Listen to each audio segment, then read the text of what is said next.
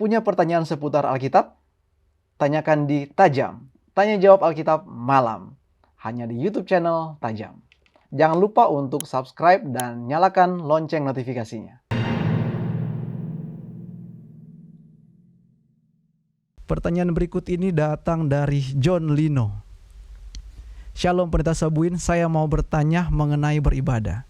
Jika ada yang meminta saya untuk ikut beribadah pada hari Minggu, apakah saya boleh menjawabnya dengan ayat yang terdapat dalam Alkitab? Yosua 1 ayat 9 dan Matius 10 ayat 16 dan 18. Mohon pencerahannya Pendeta. Oke, baik Pendeta, kita bacakan kedua ayat tersebut. Yosua 1 ayat 9. Bukankah telah kuperintahkan kepadamu, kuatkan dan teguhkanlah hatimu. Janganlah kecut dan tawar hati, sebab Tuhan Allahmu menyertai engkau kemanapun engkau pergi. Terus dari Matius 10 ayat 16 sampai 18. Lihat, aku mengutus kamu seperti domba ke tengah-tengah serigala. Sebab itu hendaklah kamu cerdik seperti ular dan tulus seperti merpati. Ayat 17. Tetapi waspadalah terhadap semua orang, karena ada yang akan menyerahkan kamu kepada majelis agama, dan mereka akan menyesah kamu di rumah ibadatnya. Dan karena aku, kamu akan digiring ke muka penguasa-penguasa dan raja-raja sebagai suatu kesaksian bagi mereka dan bagi orang-orang yang tidak mengenal Allah. Demikian Pendeta. Terima kasih untuk pertanyaannya. Bagaimana dengan Tuhan Yesus? Apa yang dilakukan oleh Tuhan Yesus dalam hidupnya? Coba kita baca di dalam Injil Lukas pasal yang ke-19. Lukas 19 ayat yang ke-47. Silakan tolong dibaca. Lukas 19 ayatnya yang ke-47. Tiap-tiap hari ia mengajar di dalam bait Allah. Imam-imam kepala dan ahli-ahli Taurat serta orang-orang terkemuka dari bangsa Israel berusaha untuk membinasakan dia. Terima kasih. Tiap-tiap hari ia mengajar di dalam bait Allah. Jadi Yesus ke bait Allah untuk mengajar, dan orang lain datang untuk mendengar dia mengajar. Katakanlah dia berkhotbah atau mengajar di bait Allah, memberikan pengajaran dari kitab Taurat, dan juga memberikan pengajaran yang ia sampaikan kepada orang banyak setiap hari katanya. Tiap-tiap hari. Bukan hanya hari Kamis, bukan hanya hari Rabu. Artinya bisa hari Minggu, bisa hari Senin, bisa hari Selasa, dia datang. Tetapi dengan ia datang pada hari Kamis ke bait Allah, tidak membuat hari Kamis sebagai hari perhentian.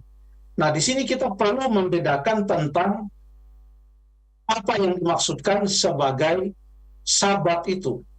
Istilah Sabat di dalam Alkitab bukan berarti itulah Sabat, lebih identik dengan hari perhentian. Sebab kalau kita katakan Sabat hari perbaktian, apakah kita hanya berbakti pada hari Sabat, hari yang ke-7, yang menurut prinsip Alkitab, ajaran Alkitab adalah hari Sabtu, hari ke-7. Apakah kalau kita katakan Sabat hari perbaktian, maka kita hanya berbakti pada hari yang ke-7? Dan apakah kalau kita berbakti setiap hari, kita sebut hari itu sebagai hari perbaktian? Tuhan Yesus tiap-tiap hari pergi ke rumah ibadat. Tapi ada hari yang istimewa bagi Tuhan Yesus, dan beberapa kali disebutkan itu di dalam Alkitab. Contohnya, kita baca dalam Lukas tadi, Injil Lukas, kita baca juga sekarang dalam Lukas, pasal yang ke-4 ayat yang ke-16. Ia datang ke Nazaret tempat ia dibesarkan, dan menurut kebiasaannya pada hari Sabat ia masuk ke rumah ibadat. Jadi ada suatu kebiasaan yang unik dari Tuhan Yesus, yaitu pada hari Sabat, hari yang ketujuh, ia datang ke rumah ibadat. Ini sinagog, bukan bait suci. Ya. Ia datang ke rumah ibadat. Ini di Nazaret, karena bait suci kan di Yerusalem. Di mana-mana ada sinagog. Dia datang ke sana, karena itu adalah kebiasaan dia. Dan dia datang untuk mengikuti apa yang firman Tuhan katakan. Ia tidak hanya mengajarkannya, tapi ia menerapkannya, melakukannya. Nah sekarang, bagaimana dengan hari Sabat? Lebih tepat disebut sebagai hari perbaktian, atau lebih tepat disebut sebagai hari perhentian. Beda perbaktian dengan perhentian. Kalau perbaktian, kita ada di dalam gereja pada suatu hari. Satu hari itu kan 24 jam. Sementara kalau kita berbakti, saya berbakti pada hari Sabat, jam 9 biasanya mulai di tempat kami, jam 12 selesai, 3 jam.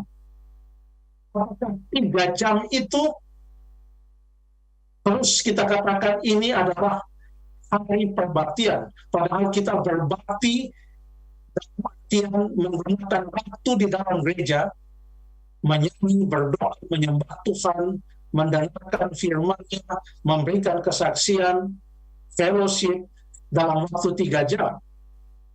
Apa yang dikatakan oleh Alkitab? Coba kita buka beberapa ayat. Kita buka dalam Keluaran 16 ayat yang ke-23. Keluaran 16 ayat yang ke-23.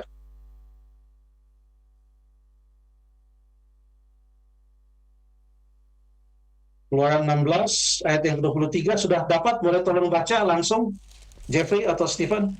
Keluaran 16 ayat 23. Lalu berkatalah Musa kepada mereka, inilah yang dimaksudkan Tuhan.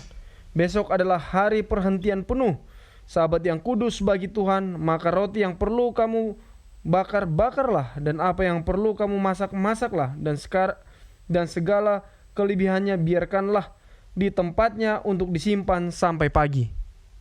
Terima kasih. Apa yang dikatakan? Sabat, hari perhentian. Hari perhentian. Makanya perintah Tuhan dalam Keluaran 20 ayat 8 sampai 11, ingatlah dan kuduskanlah hari Sabat. 6 hari lamanya engkau bekerja, tapi hari ke-7 adalah hari Sabat Tuhan Allahmu, maka jangan melakukan sesuatu pekerjaan. Kenapa? Itu hari perhentian. Ayat yang ke-11, sebab 6 hari lamanya Tuhan Allah menjadikan langit, bumi, laut, dan segala isinya, dan ia berhenti. Yang ditetapkan di sana adalah hari perhentian.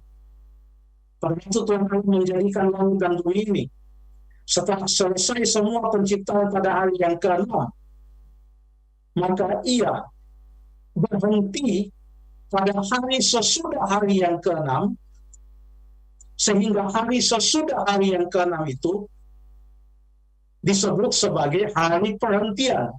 Dan ini ditekankan dalam Kejadian pasal yang kedua, ayat yang ketiga, yang mengatakan, lalu Allah memberkati hari ke-7 itu dan menguduskannya. Pada hari itulah ia berhenti dari segala pekerjaan yang diciptakannya. Jadi dari awalnya, Sabat itu adalah hari perhentian. Kalau kita datang ke gereja pada hari Sabat untuk berbakti, maka itu adalah hanya bahagian dari Sabat sebagai hari perhentian. Jadi yang membuat kita datang berbakti pada hari Sabat sebagai hari istimewa, karena itu adalah hari perhentian. Kita tidak membalikkan dengan mengatakan, kapan saja saya berbakti, maka itu adalah hari perhentian. Tidak. Dalam Alkitab, orang datang ke bait suci, datang ke sinagog untuk belajar Torah dan lain sebagainya, belajar seperti Tuhan Yesus. Kapan saja mereka bisa datang ke sana, tetapi setiap hari mereka datang itu tidak disebut serta-merta sebagai hari perhentian. Hanya ada satu hari perhentian. Apa implikasinya di sini? Kalau kita datang kepada suatu acara perbaktian.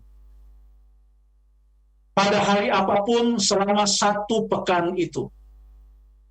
Selain dari hari ke-7, hari perhentian itu, hari Sabat yang kudus, hari Sabtu, yang Tuhan sudah teladankan. Selain itu, kalau kita datang berbakti, contohnya, di gereja kami di sini, perbaktian pertengahan pekan itu bukan Rabu malam, tapi Selasa malam. Kalau saya datang ke gereja berbakti pada hari Selasa malam di sini, itu bukan karena hari Selasa itu adalah hari perhentian. Jadi waktu saya datang ke sana, saya datang bukan dengan menganggap, wah ini hari Selasa, hari yang kudus. Tidak, hanya satu hari yang kudus, hari yang diberkati dan hari Tuhan Allah berhenti, yaitu hari yang ke-7. Kita mau berbakti hari apapun juga, biarlah kita berbakti dengan suatu konsep bahwa hanya satu hari perhentian, hari yang kudus. Kalau saya berbakti pada hari yang lain, ingatlah, itu bukan hari perhentian. Sekalipun kita beribadah 1 jam, 2 jam, hanya satu hari perhentian. Jadi kalau kita datang, silahkan datang untuk berbakti pada hari apa saja. Tapi dalam hati kita bertanya, saya datang ke sini apakah dengan menganggap ini hari yang kudus, hari perhentian, sebagaimana yang didefinisikan oleh Alkitab? Itu pertanyaan kepada kita masing-masing secara pribadi. Terima kasih.